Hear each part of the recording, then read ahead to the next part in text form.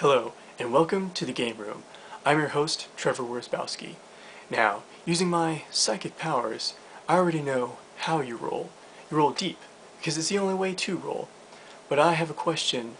When do you roll? Now, allow me to spin you a tale in a Star Wars D6 campaign that I played a few years ago. Now, my character was a Jedi, and as far as he knew, he was the last of his kind, because this was during the Jedi Purge, when Vader was going around and he's ganking every Jedi he can find. Now, my character and his compatriots have joined the beginnings of the rebellion, and they're on a small planet, and they have just gone out on a mission to protect a village from a gang of space pirates, Seven Samurai style. They have successfully defended this village, and they're heading back to the rebel base, only to find that it is on fire, is being destroyed, because the attack on the village was but a feint from the space pirates, and their true target was the rebel base. After another grueling battle to get into the base, they find there are no survivors.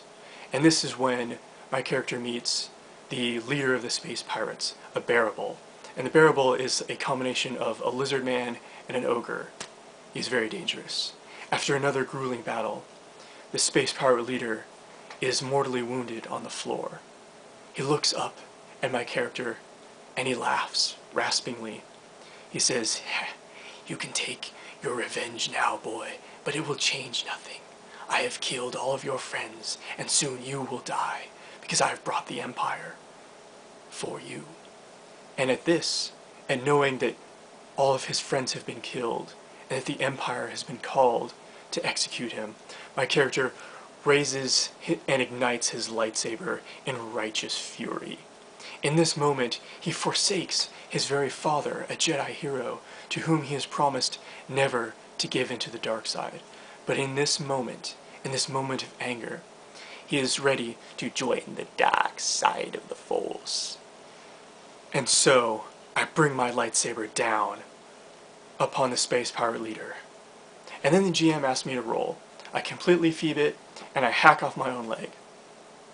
Yes. Perhaps it's just sour grapes at hacking off my own leg, but I didn't really feel that a roll was necessary for that scene. And so I ask you, when do you roll? Now, most games have some sort of system in place for auto successes when your skill is high enough that you don't really need to roll on a simple task. Or in D20, it allows you to take 10 or take 20, causing something to take more time, but you are guaranteed success. So imagine this scene. A group of investigators are off the coast of Innsmouth. They're in a boat, and they have dredged up a lockbox from another shipwreck.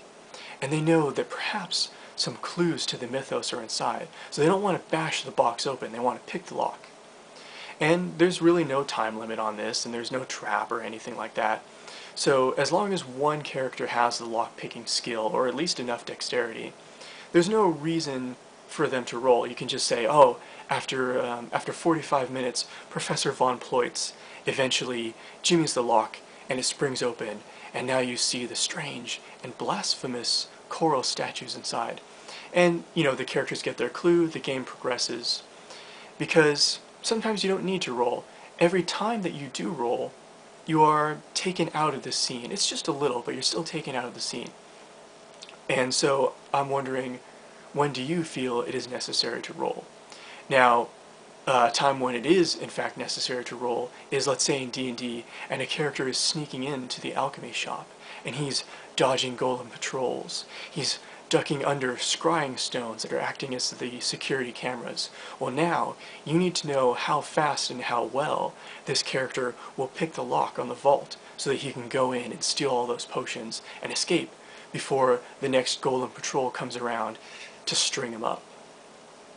Now, sometimes I use not rolling at all to highlight the abilities of some characters.